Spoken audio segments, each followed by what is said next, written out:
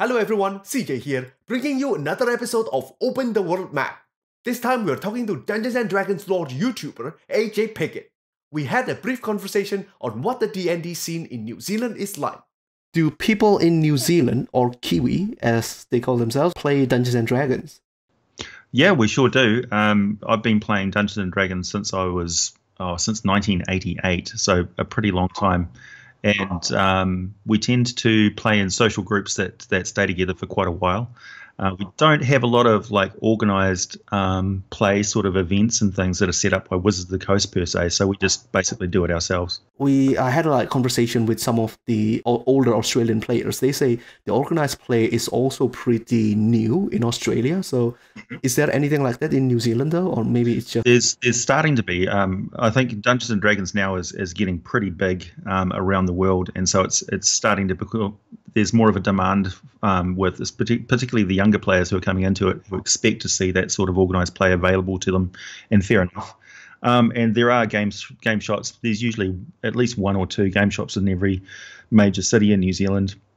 Although our population's not huge, it's only about 4 million or so, or just over. For the whole of New Zealand. How big is which city are you from, if you don't mind? I'm currently in Hamilton, which is pretty. It's a like a centre of the island, sort of the North Island of New Zealand. Do you have a game shop there? We do. We've got there's Mark One Games, which is on the main stretch. There's another one which is more sort of a hobby miniatures and board games and stuff store, and there's another one which is more of a wargaming sort of store. I think the game's in a better way than it's been for a long time, particularly over the 80s. It was pretty dismal for a long time. Early internet chat rooms and things like that, or message boards were kind of toxic in a way, and I think that it's gotten a lot more progressive and open in over the entire hobby, which I think is really great. And all of the social media has just really opened it up, particularly on playing with like Google Hangouts and things like that. Really opened it up, and Skype really opened up international play. And for me in particular, I was really interested in spearheading that and getting that organized, and creating groups and stuff on Facebook and getting that off the ground. So that was quite successful. What is the age demographic like? Is it, younger people usually would be more inclined to play at shops or either at schools? Yeah, I think it's not too young. Like my demographic is around, on my channel watching my videos is about from the age of about 19 till about mid-30s or so. But there's a greater amount of older players coming back to the game at the moment.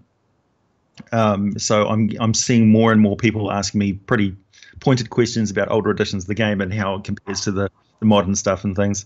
I'm seeing a lot of brand new people to the game who've become interested in it because of its exposure on just like media in general, and they've taken an interest in it and gone looking for it.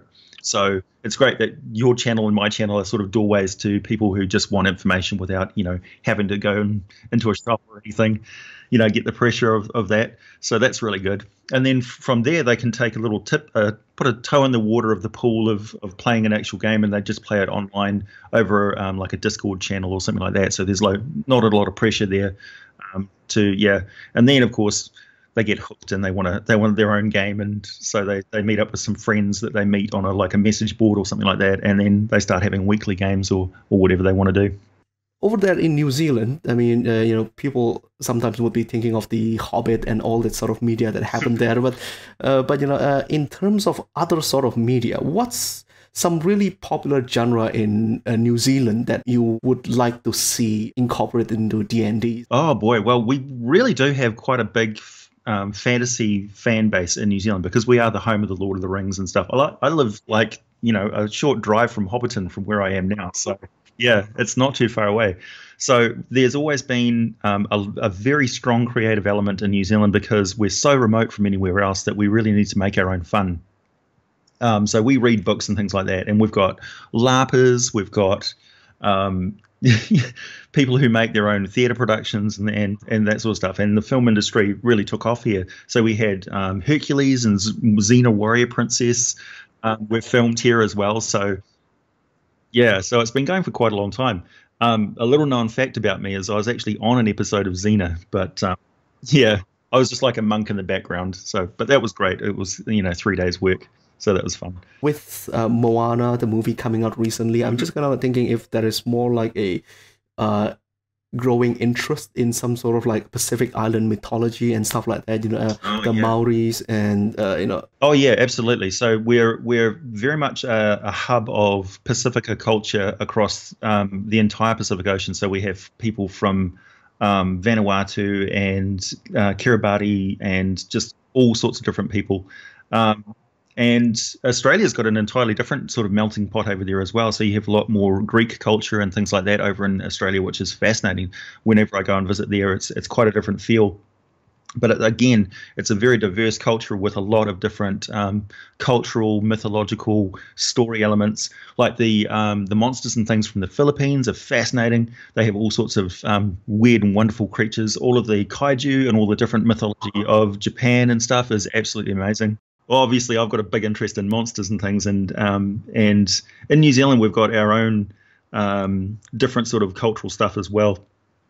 The Maori are they're quite a mystical people in a way with their folklore and mythology, and they protect their cultural identity quite strongly, which is a really good thing in this day and age because it's very valuable and has a lot to offer for people who are visitors to the country who want to really get to know what makes us tick, sort of thing.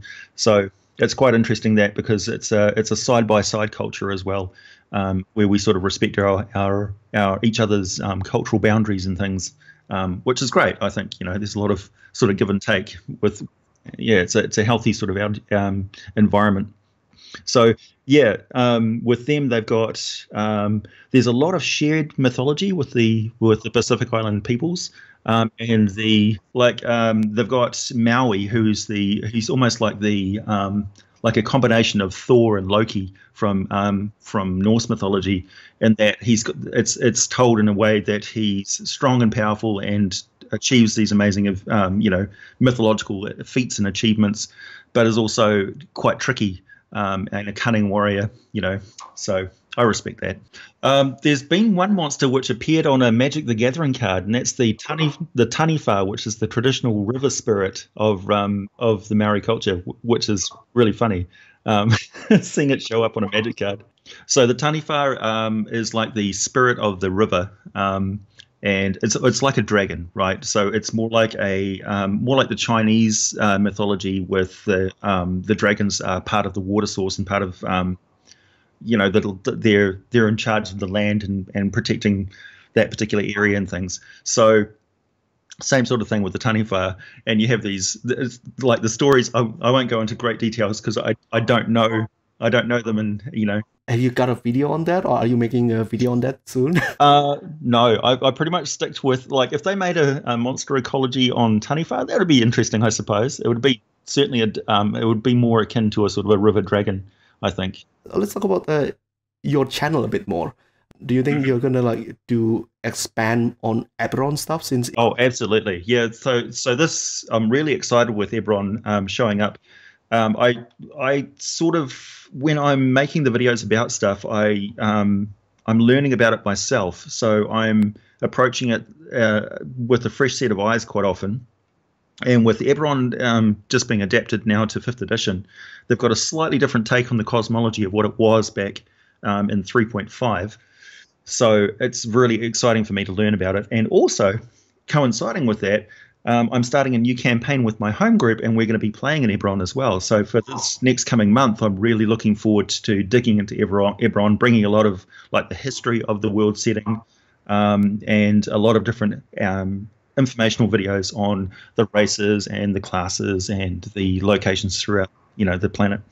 And as for my channel in general, my plan is basically just to carry on doing what I'm doing now. It seems pretty popular. I really enjoy it. I've recently switched over to doing it as a full-time job. So I get to, like, this past month I've made 25 videos, I think it is, which, yeah, so it's like the output of work is because I'm really just immersed into it as a lifestyle. So I'm really loving it. Okay, let's get to the special bit. I'm gonna ask you about your secret sauce for DMing. I mean, what's those few principles or those few secrets that you use to make your games great? Okay. Well, I think never be caught empty-handed. So, and never let the players know that you're just making it up on the spot. As long as you keep detailed notes of what you've made up and are consistent later on, then they'll never know the difference. All right, okay. Right, be consistent with a lie. I guess I think DM should have like their own like this magic association. The magic association usually keep all their secret together and those sort of stuff. Just never expose each other's tricks, that sort of stuff. Yeah. Wizards towers of DMs who are secretly, trading our secrets across our crystal ball keyboards. Yeah. And that was AJ Pickett from New Zealand. You can use the link in the description to go to his channel and watch his videos on D&D lore. CJ, over and out.